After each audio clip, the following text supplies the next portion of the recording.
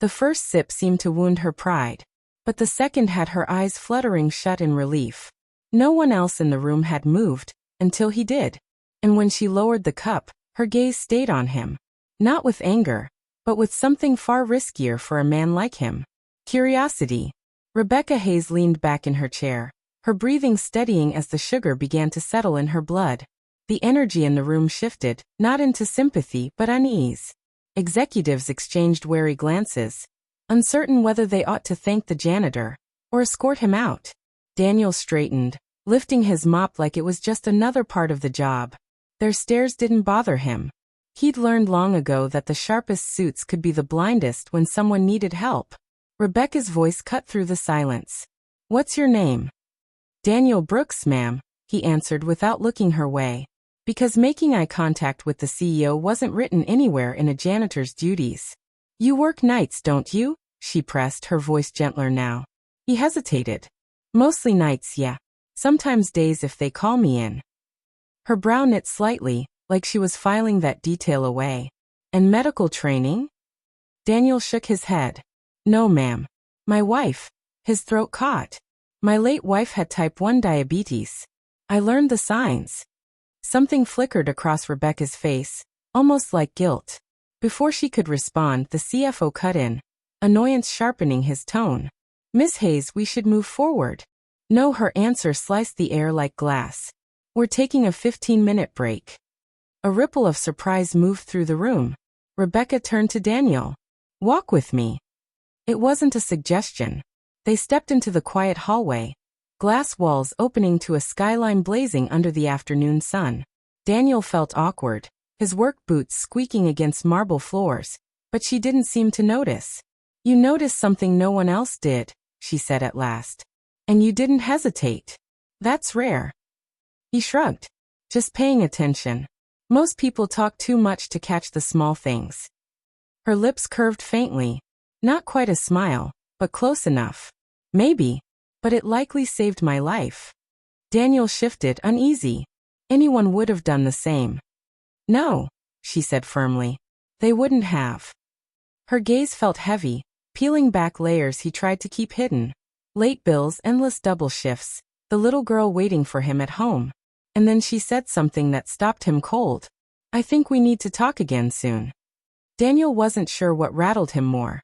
That the CEO of Hayes Industries wanted another conversation with him, or that she'd said it in a way that made refusing impossible.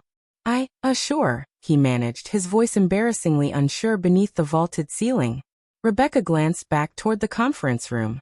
"Not now. I've got vultures in there who think their time outweighs my health." But then her eyes lingered on him, sharp and calculating. "You work tomorrow night?" "Yeah," Daniel answered slowly.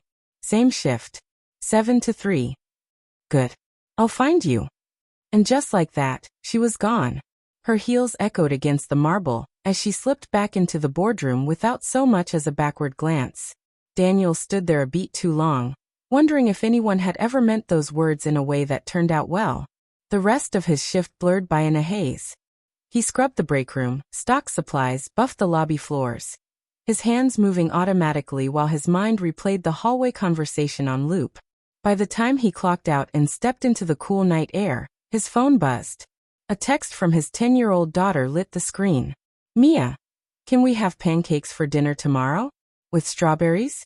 Daniel's mouth curved despite himself. "Daniel, you got it, kiddo.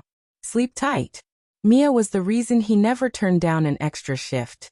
The reason he never complained about cleaning up after people too entitled to do it themselves.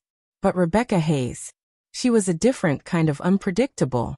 The glass and steel conference room pulsed with wealth and authority, every polished surface reflecting the importance of the meeting.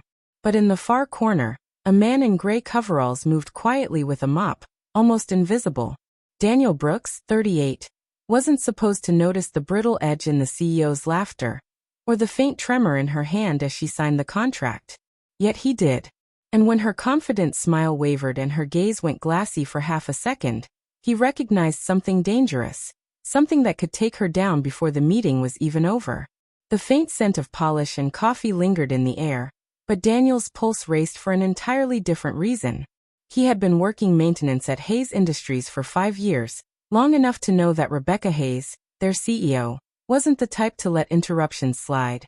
Still, as she shifted unsteadily in her chair, knuckles white around the table edge, he froze. Her breath was shallow, her flawless complexion turning pale beneath the makeup. He'd seen this look before. The same frightening collapse that had taken his late wife in their kitchen. The mop clattered to the floor as Daniel stepped forward. "Ma'am," he said in a steady but urgent tone. The board members looked up, annoyed, puzzled. Rebecca frowned, as though struggling to recognize him. "I'm fine," she whispered. But Daniel was already crouched beside her chair. "No, you're not. You're seconds away from passing out." A man in a navy suit puffed up with authority, ready to put Daniel in his place. "Who do you think you are interrupting?" "She's having a hypoglycemic episode," Daniel cut in firmly. "Get me juice or candy. Now." Something in his voice stilled the room. An assistant scrambled to fetch an orange juice from the refreshment cart. Rebecca's hands shook so badly Daniel had to steady the cup for her. She took a sip, then another, her eyes softening as color began to return to her cheeks. And when she finally looked at him, there was no anger. Only a sharp, dangerous curiosity. The next evening, Daniel was finishing his shift on the top-floor lounge when he caught her reflection in the glass. She wasn't dressed in a power suit now, but in dark jeans, a sweater, and a silk scarf.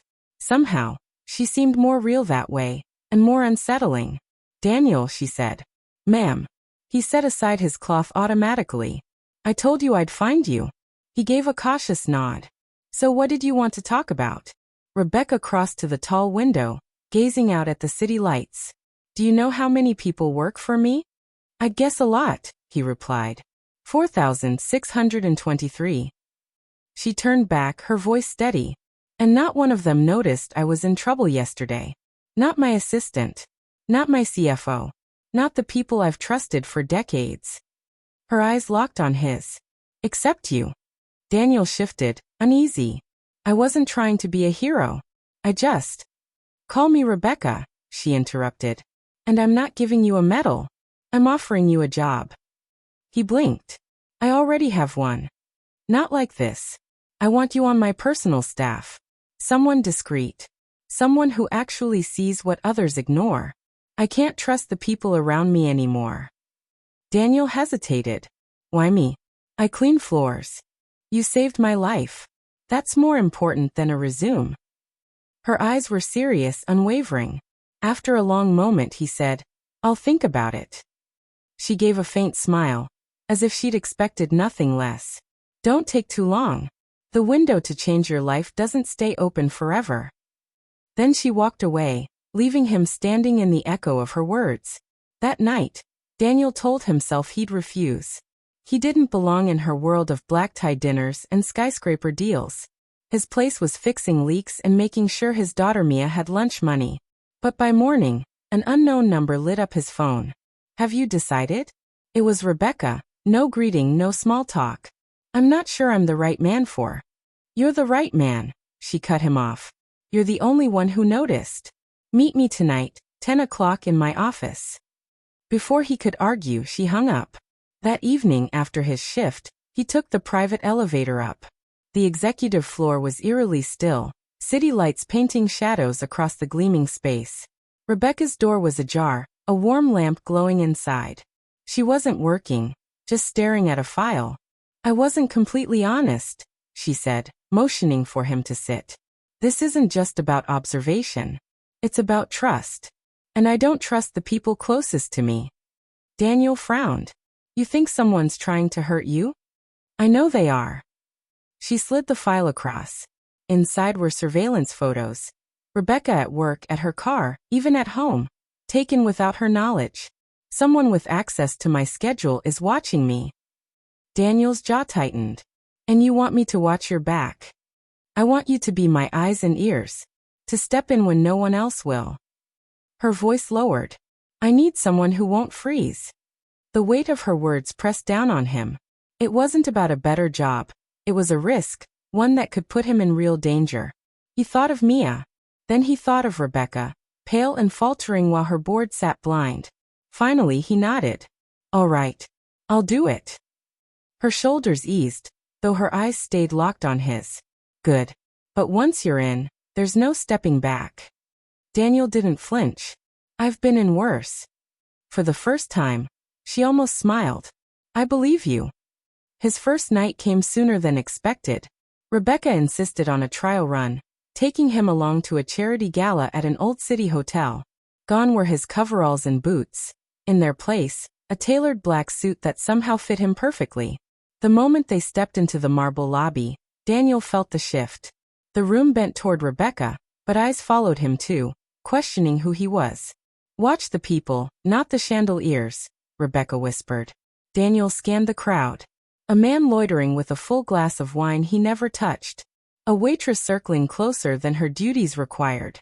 Every detail stood out. Then he noticed Rebecca's water glass. It had been switched. The rim was damp, the condensation level wrong.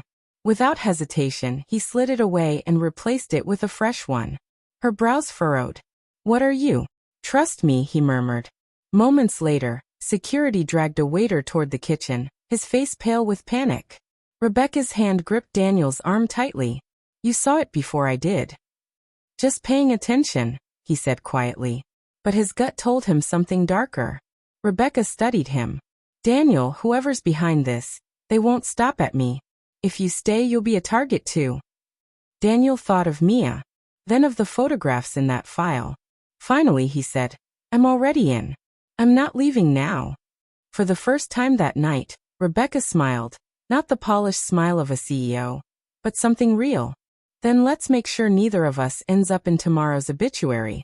And in that moment, Daniel understood. This was only the beginning.